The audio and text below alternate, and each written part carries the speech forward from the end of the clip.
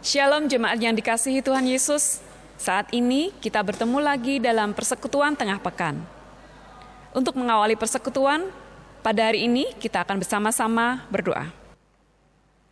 Tuhan Allah Bapa yang Maha Baik, puji dan syukur Tuhan jikalau pada saat ini Engkau masih menyertai kami, Engkau masih memberkati kami. Tuhan, saat ini kami rindu untuk datang menyembah-Mu, meninggikan nama-Mu. Berkati kami Tuhan di dalam persekutuan tengah pekan ini. Dalam nama-Mu kami bawa doa ini. Haleluya, amin. Di hadapan Tuhan, kita akan membawa kerinduan kita. Kita akan membawa segenap hati kita untuk menyembah dan memuliakan nama Tuhan. Kita akan menyanyikan bersama di hadapan hadirat-Mu.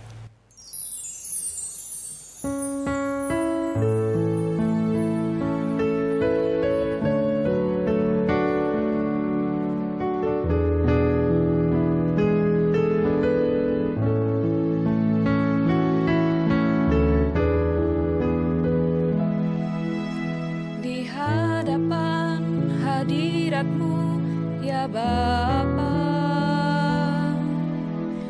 ku datang dengan penuh kerinduan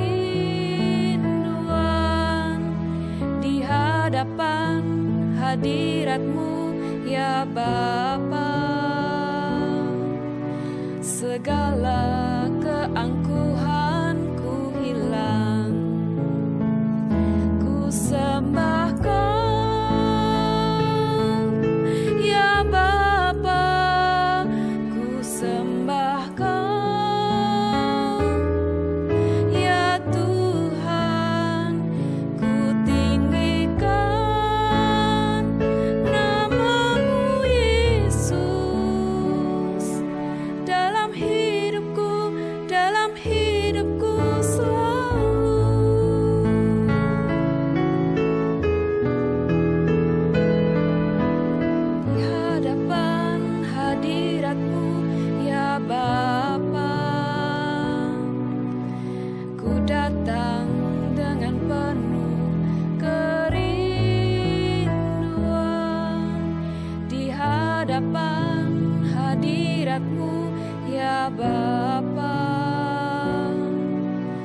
segala keangkuhanku hilang, ku sembahkan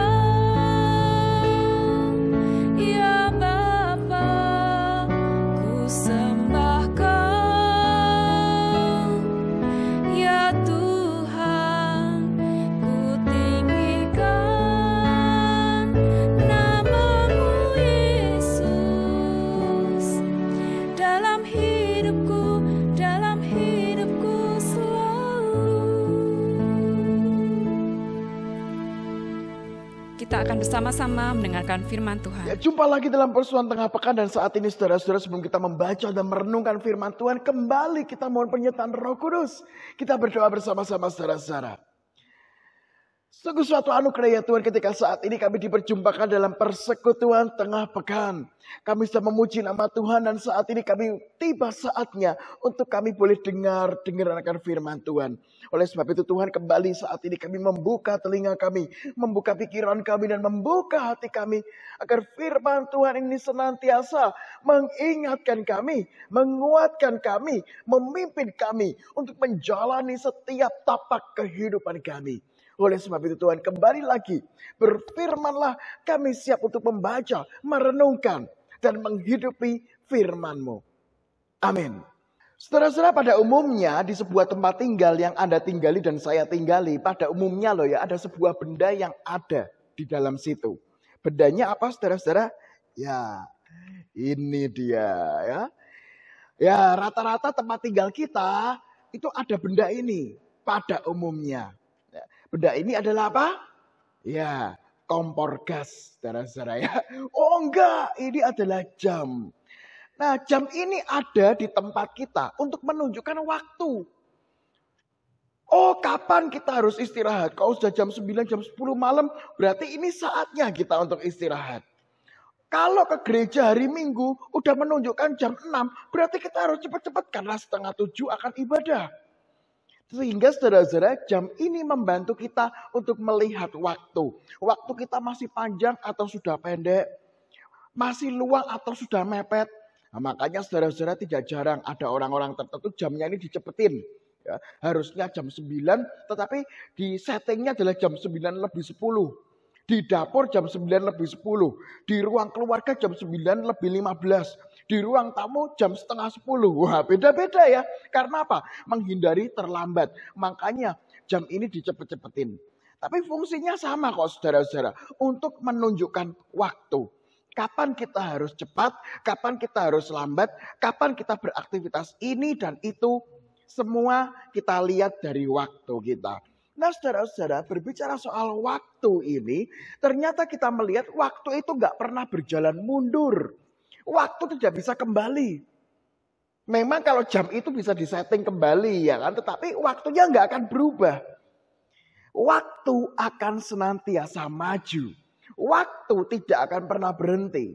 Maka dari itu saudara-saudara, di dalam Efesus pasal yang kelima ayat yang ke-16 dikatakan bersama-sama. Dan pergunakanlah waktu yang ada. Sebab hari-hari ini adalah jahat. Nah saudara-saudara terkasih nama Tuhan Yesus, Paulus mengingatkan kepada jemaat Efesus soal waktu. Waktu gak akan pernah mundur. Waktu gak akan pernah kembali. Waktu gak akan pernah berhenti. Tetapi waktu akan senantiasa maju. Waktu akan terus ada. Waktu akan terus berlalu. Maka dari itu Paulus mengingatkan kepada jemaat Efesus dan kepada kita saat ini. Pergunakanlah waktu. Karena hari-hari ini adalah jahat. Nah jangan terkecoh. Loh hari-hari ini jahat. Berarti kita pesimis dong. Tidak seperti itu saudara-saudara ya. Inti utamanya adalah pergunakanlah waktu yang ada. Itu. Karena memang dalam setiap kita menggunakan waktu, kadang-kadang kita habiskan untuk hal-hal yang tidak sesuai dengan firman Tuhan. Maka dari itu saudara-saudara, di ayat yang ke-17 ya, atau satu ayat setelah ayat yang kita baca, dikatakan, sebab itu janganlah kamu bodoh, tetapi usahakanlah supaya kamu mengerti kehendak Tuhan. Sehingga saudara-saudara kalau kita melihat dua ayat ini, pergunakanlah waktu yang ada karena hari-hari ini jahat. Kenapa kok jahat? Karena bisa saja kita menggunakan waktu bukan untuk memuliakan Tuhan. Menghabiskan waktu untuk berbuat dosa. Menghabiskan waktu justru untuk jauh dari firman Tuhan. Maka dari itu Paulus mengatakan, usahakanlah supaya kita mengerti kehendak Tuhan. Di dalam apa? Di dalam menggunakan waktu yang ada. Oleh sebab itu saudara-saudara, hari ini kita diingatkan. Yang pertama adalah waktu itu gak pernah berjalan mundur. Waktu akan terus berlalu. Oleh sebab itu apa yang akan kita kerjakan dengan waktu itu? Kita gak mungkin, wah Tuhan saya menyesal ya. Dulu kok saya gak bekerja keras. Dulu kok saya kok tidak jaga kesehatan. Dulu kok saya tidak pelayanan. Wah menyesal. Saya kepengen waktunya kembali. Saya pengen mengulangi masa lalu. Sehingga saya bisa mengkoreksi kesalahan saya. Gak bisa seperti itu saudara-saudara. Waktu akan terus berjalan maju. Sehingga hati-hati dalam mempergunakan waktu itu. Kenapa kok kita setiap pagi berdoa? Kenapa kok kita setiap pagi kalau di GKI Sorogeden kan saya selalu mengirimkan renungan bina iman atau tengah pekan saat ini. Itu. Kalau memang yang nggak mau YouTube itu ada yang renungan bentuk soft file gitu deh ya, bisa dibaca di WA. Itu dari YKB. Yayasan Komunikasi Bersama itu milik Sinode GKI yang bisa dibaca aja sehingga tidak makan kuota. Kenapa kok kita setiap pagi dengar firman Tuhan, baca firman Tuhan supaya di dalam kita menjalani hari demi hari, kita mempergunakan waktu itu dengan baik. Waktu untuk mengerti kehendak Tuhan. Dan yang kedua saudara-saudara kita diingatkan, waktu kita itu terbatas. Hidup kita itu terbatas. Ada saatnya waktu itu berhenti saudara-saudara. Ada saatnya waktu sudah tidak kita jalani. Yaitu kapan? Ketika Anda dan saya dipanggil pulang oleh Tuhan. Waktu kita itu terbatas saudara-saudara. Memang kita nggak tahu batas waktu kita kapan. Kita memang nggak tahu sampai berapa lama waktu kita di dunia. Kalau menurut matematika ya saya sekarang usianya sekitar 34 tahun. Oh kalau hidup itu rata-rata 70 tahun. Oh berarti kalau dihitung-hitung saudara-saudara berarti kehidupan saya kurang lebih 36 tahun. Wah misalnya seperti itu. Tetapi saudara-saudara perhitungan kehidupan kita bukan seperti itu. Ya. Kita memprediksi saya kan masih muda. Itu sudah tua. Pasti dia dulu baru saya. Ya belum tentu saudara-saudara. Atau misalnya wah kita sakit. Wah ini pasti sakit berat, usianya pasti nggak lama lagi. Ya nggak juga seperti itu, saudara-saudara. Kita nggak tahu kapan waktu kita berakhir di dunia ini. Bisa cepat, bisa lama. Bisa 10 tahun lagi, bisa 1 tahun lagi, bisa sebulan lagi, bisa sehari lagi, bisa 1 jam lagi, bisa semenit lagi. Kita nggak tahu. Tapi satu hal, saudara-saudara, waktu kita terbatas. Dan hari ini kita diingatkan. Sebelum waktu kita habis, ayo kita gunakan waktu kita dengan baik. Kita gunakan waktu kita untuk ayat 17, mengerti kehendak Tuhan. Sehingga kita menjalani hari demi hari, minggu demi minggu, bulan demi bulan, tahun demi tahun. Kita menggunakan waktu itu semuanya untuk mengerti kehendak Tuhan, memuliakan nama Tuhan. Dan yang ketiga saudara-saudara, kita diingatkan bersama-sama. Mulai detik ini, apa yang akan kita kerjakan? Gak usah ingat lagi masa lalu, karena itu gak bisa diulangi lagi. Tetapi masa lalu dipakai untuk apa? Bukan berarti kita melupakan masa lalu. Masa lalu dipakai untuk mengingatkan kita. Oh iya saya keliru di masa yang lalu. Oh iya saya salah di masa lalu. Maka dari itu kesalahan itu sebagai batu pijakan bagi kita untuk melangkah di masa yang akan datang. Sehingga kita menggunakan hari-hari, menggunakan waktu-waktu yang ada. Lebih baik daripada masa lalu. Oleh sebab itu saudara yang terkasih nama Tuhan Yesus. Hari ini kita memiliki waktu yang sama. 24 jam dalam sehari. Pertanyaannya adalah, mau kita apakan dengan waktu yang sama itu? Amin. Kita berdoa saudara-saudara. Sungguh suatu anugerah ya Tuhan ketika saat ini Engkau ingatkan kami bahwa waktu yang kami miliki adalah terbatas dan tidak bisa kembali. Oleh sebab itu Tuhan mampukanlah kami hari lepas hari. Kami menggunakan waktu-waktu yang ada untuk senantiasa memuliakan nama Tuhan. Kalau di masa yang lalu ataupun saat ini kami melakukan kesalahan. Saat ini Tuhan kami diingatkan untuk menjalani pertobatan. Belajar dari masa lalu. Sehingga di masa yang akan datang kami semakin hari semakin dipakai Tuhan.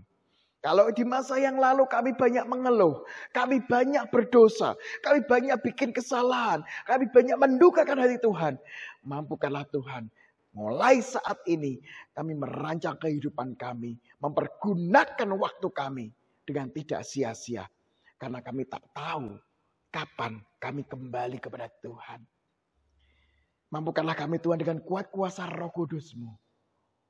Untuk menjalani waktu-waktu. Untuk terus memuliakan nama Tuhan. Kami saat ini Tuhan berdoa untuk saudara-saudara kami yang sedang dalam pergumulan. Yang sedang sakit maupun dalam masa pemulihan. Yang dalam kelemahan tubuh. Yang memiliki masalah perekonomian. Yang memiliki masalah kesehatan. Yang memiliki masalah karena belum berdamai dengan orang-orang yang menyakiti. Mungkin ada kekhawatiran di masa yang akan datang. Tuhan tolong, Tuhan sertai. Dan biarlah waktu-waktu yang ada dipergunakan bukan hanya untuk khawatir dan rasa takut. Bukan hanya dikuasai oleh ketakutan-ketakutan yang ada. Namun justru melalui pergumulan inilah kami mau mempergunakan waktu kami untuk tetap berjalan dalam firman Tuhan. Kami juga berdoa Tuhan selalu untuk orang-orang yang terus memperjuangkan kebaikan, kebenaran, lingkungan hidup. Memperjuangkan kesehatan di era pandemi ini. Tuhan sertai mereka. Terima kasih Tuhan. Ya, di dalam nama Yesus kami berdoa. Dan mampukanlah kami mempergunakan waktu-waktu yang ada. Amin.